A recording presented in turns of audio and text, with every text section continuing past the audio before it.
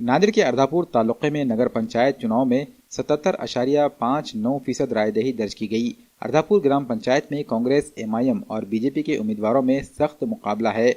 13 हलकों वाली ग्राम पंचायत में कौमी पार्टियों के बड़े लीडरों ने तशहीरी मुहिम में हिस्सा लिया। इंतखाबात में मजमूई तौर पर पुरअमन रहे। 22 दिसंबर को वोटों की गिनती की जाएगी।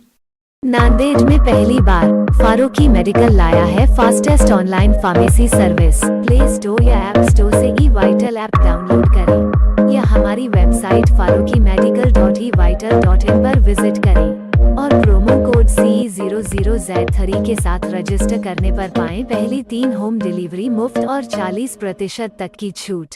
ऑर्डर करने के लिए eVital ऐप डाउनलोड करें, अपलोड प्रिस्क्रिप्शन के बटन पर क्लिक करें और अपना प्रिस्क्रिप्शन अपलोड करें।